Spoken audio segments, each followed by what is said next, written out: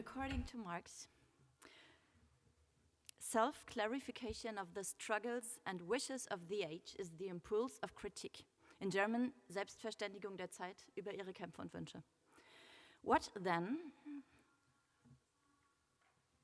I shall take it. Okay. What then is the state of women's self-clarification of their wishes and struggles regarding motherhood?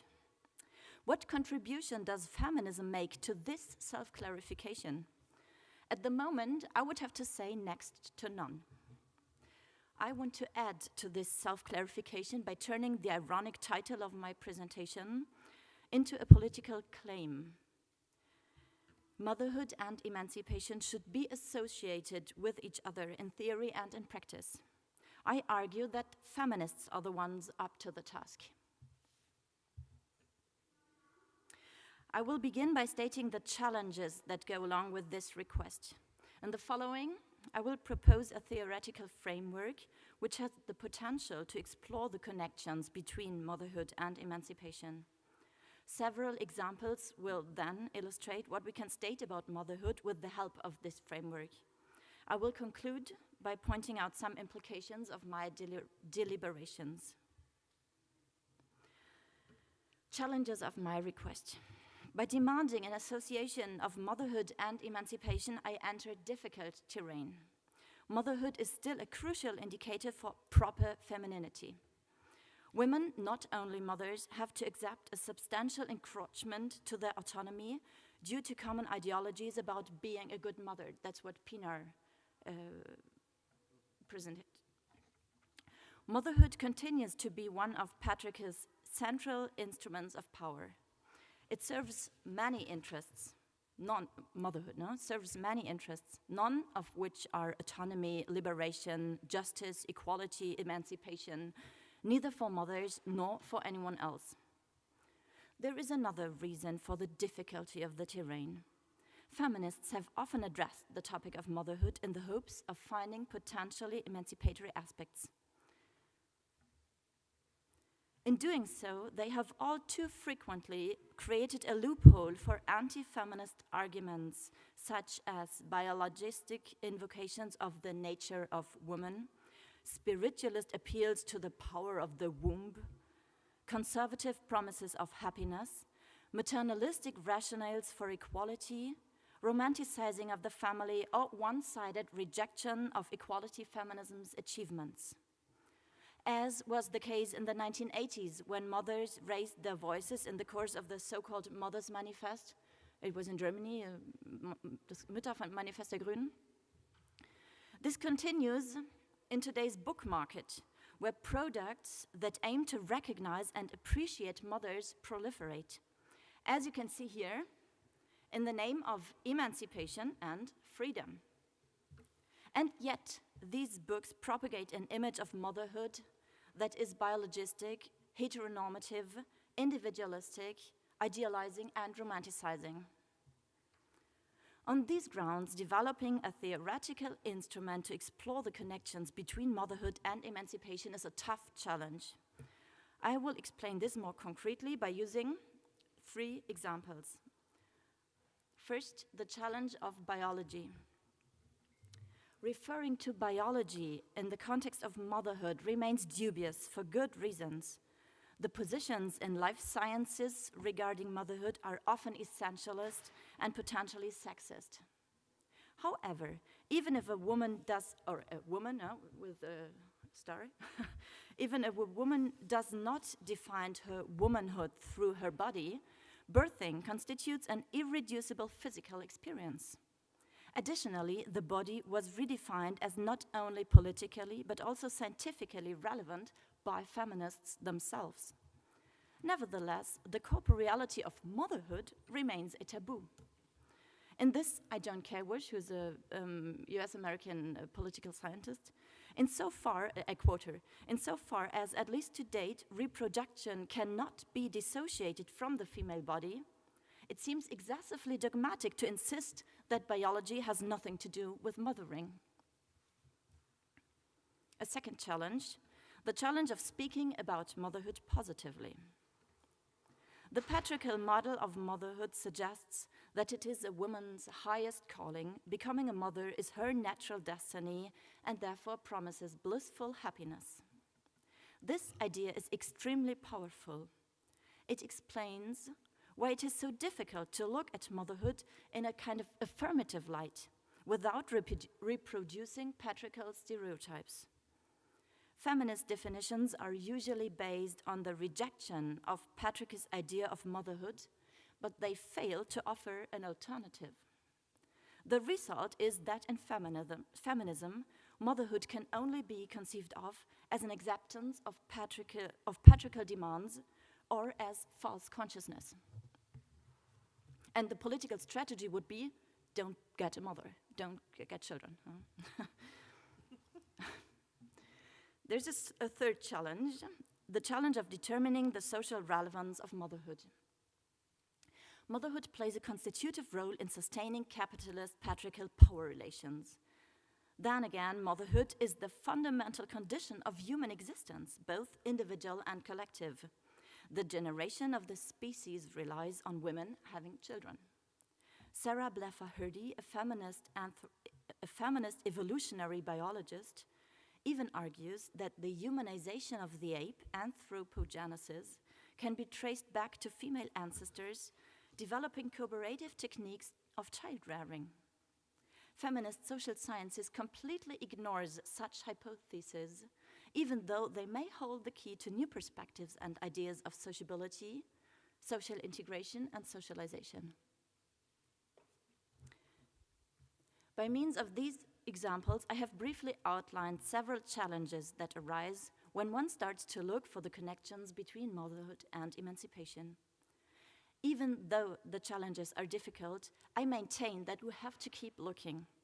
After all, women's self-clarification of their wishes and struggles regarding motherhood cannot be relinquished to conservatives. To make it clear, I will not answer the question of correlation between motherhood and emancipation. What I intend to do is to devise a theoretical instrument which can be used to analyze motherhood. An instrument that is not only in search of its implications within power relations, but one that asks for its emancipatory elements. My basic assumption is that motherhood, like everything social, exists in a field of tension, that between domination or dominance and emancipation. And yet, approaches that analyze motherhood as a patriarchal as well as capitalist and nationalist instrument of power prevail in academic feminism. So, I mean, academic feminist analysis of motherhood mostly look at only this part, huh? The connections between motherhood and domination. I, on the other hand, attempt to originate a social theoretical framework which makes it possible to search for potentially emancipatory anchor points while maintaining the high standard of feminist criticism. In order to locate these anchor points and reinforce them politically, the position of motherhood in the field of tension between domination and emancipation needs to be analyzed. I therefore ask, how are domination and emancipation mediated? How do dominating or emancipatory processes, intentions, and conditions manifest? I come to my second point, proposition of a theoretical framework. First, little definitions. I define domination as a social condition which limits humans' potentiality either individually or collectively, by which I mean conditions and acts of exploitation, marginalization, powerlessness, cultural imperialism, violence. This is Iris Young. And adding to this, poverty resulting from domination, androcentrism, and inequality, whether of income, leisure, or recognition. This is Nancy Fraser. Emancipation denotes the process which aims to struggle with, abolish, eliminate, and prevent these conditions. It is also a normative societal and political model with the objective of autonomy and self-actualization. Domination and emancipation are mediated in ways that, although distinguishable analytically, are factually not only interwoven, but rather collaborate and interact in a kind of indivisible alloy. In other words, the mediation of both domination and emancipation occurs as a dialectic interaction of diverse factors. I want to clarify and explain this in more detail with the assistance of a simple graphic. This graphic shows two different axes of the mediation of domination and emancipation. One axis, the red one, visualizes the mode in which this mediation is carried out.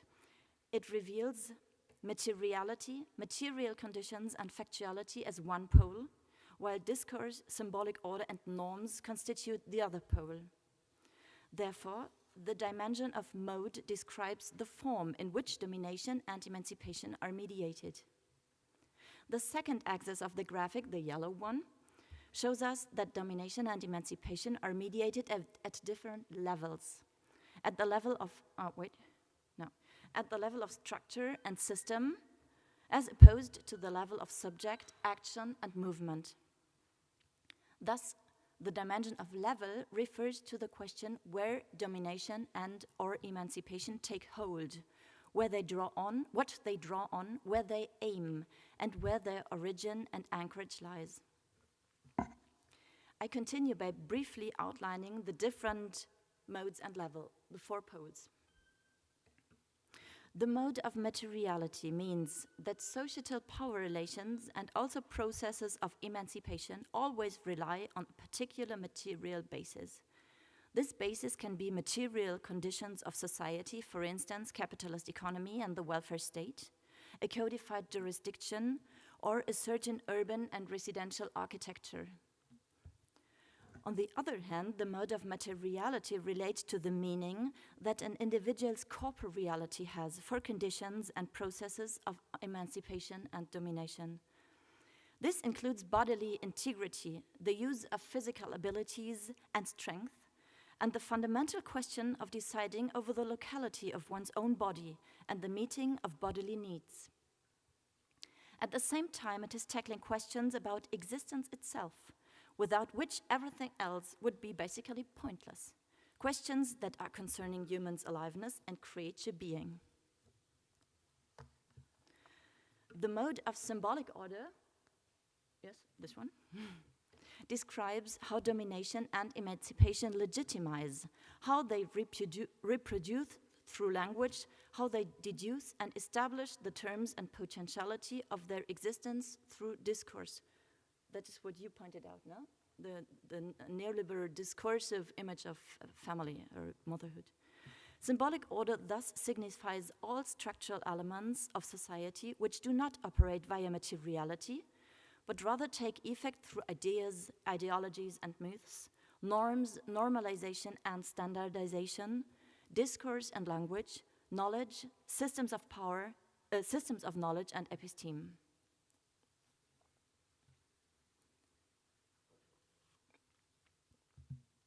Okay, I go on. The level of subject concerns the questions how subjects, either individual or collective, are affected by processes or conditions of domination and emancipation, and which part they play in them. That is to say, subjects are not only victims or perpetrators of exploitation, heteronomy, or denial of recognition. They are also agents in their doing, potentially insubordinate and rebellious, and able to weaken or strengthen existing structures. The last one, the level of structure, points to institutionalized and systemic power relations that have left the realm of the individual. Processes or conditions of domination and emancipation create structures which are individually experienced by which are individually experienced by subjects but arranged systematically. One example for this is society's division of labor, which leads to the existence of two distinct spheres, one public, one private. Each has their own functional logic, differentiated tasks, protagonists, and so on. However, structures are not authoritative as such, but produce conditions of togetherness which transcend the level of one's immediate environment. They create an order which enables solidarity, democracy, equalization, and the integration of various interests. To repeat myself, these two axes and four poles can only be distinguished analytically. Factually, all four poles operate in a complex interaction. This needs to be reflected on theoretically. I stated that motherhood exists in the field of tangent between domination and emancipation.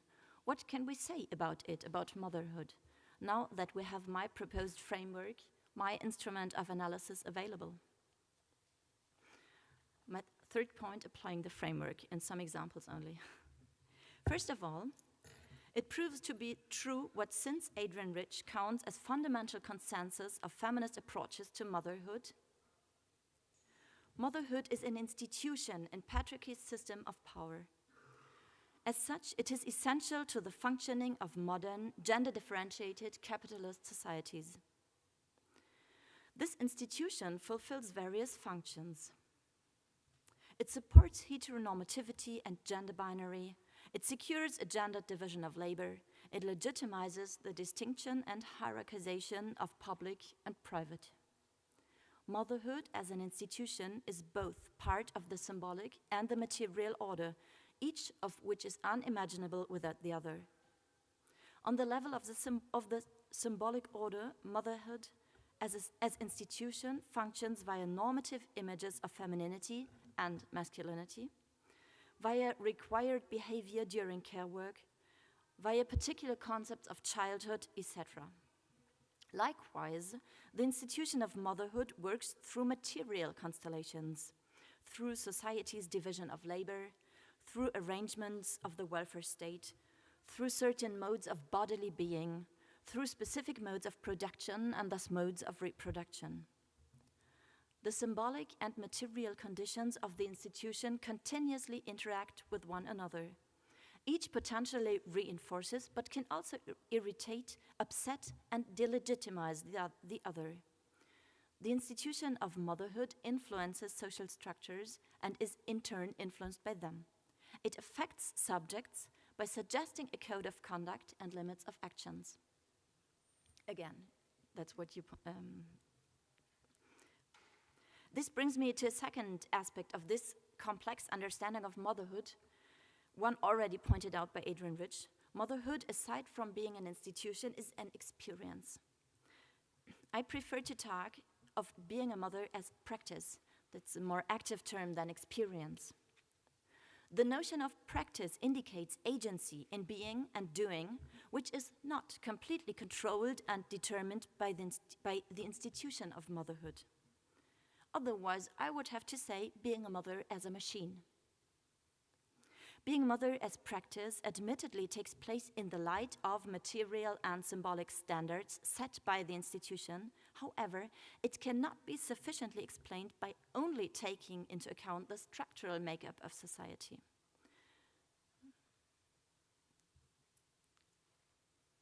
Okay, we see it influencing. Two fields that I singled out illustrate this: everyday life and the body. Everyday life is a site where the institution of motherhood meets concrete individuals. As such, it is one mediating factor between structure and subject. The institution shapes everyday life, which is in turn shaped by the daily practices of humans. This is where the potential to intervene emerges. Resistance, rebellion, alternative practices, not in autonomous social spheres, not in the fringes of the system, but in its heart. Everyday life is a material prerequisite of the institution and thus vulnerable. A view of being a mother as daily practice opens the way to opportunities of rebellion, defiance, and resistance. The same holds true for the body. While informed by the symbolic order of the institution, it is not completely determined by it. Villa, a German sociologist, writes, "Humans are no walking carnified codes. the liveliness of doing always challenges the order of discourse. The materiality of physical being can validate and reproduce the standards set by the symbolic order, but it is also able to transcend them. Kontos, a German sociologist or political scientist, I don't know, points out that a subject is both more and something else than its intellect, its reason. I quote her, "Where is the resistance against capitalist encroachment supposed to come from, if not from a subject whose heart and head contains more than oppressive power relations?" A perspective on being a mother as practice indicates intuitive physical knowledge and willpower, which is never merely rational and imposed. Additionally, it points to the quality of emotional connections to others, which is also not fully determined by external control. The institution is incapable of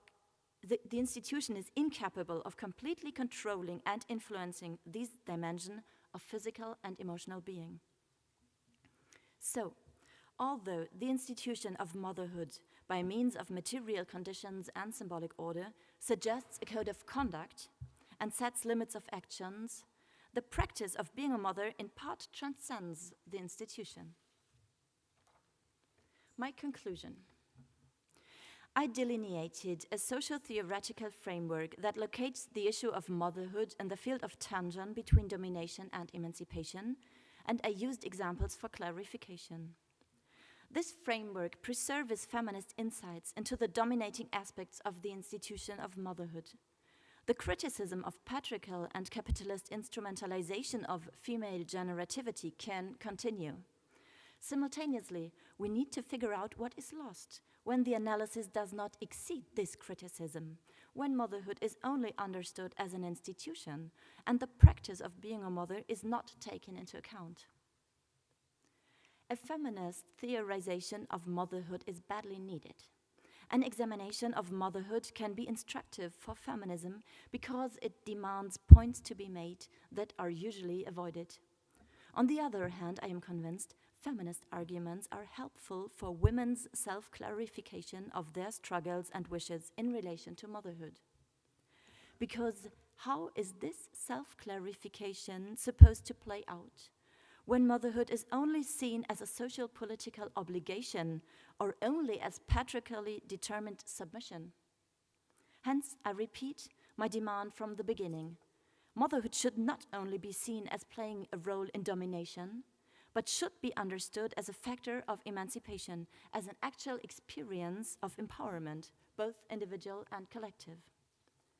Women's self-clarification of their struggles and wishes in relation to motherhood could have the potential of becoming one legitimate starting point of criticism and practice that threatens anti-emancipatory forces. Thank you.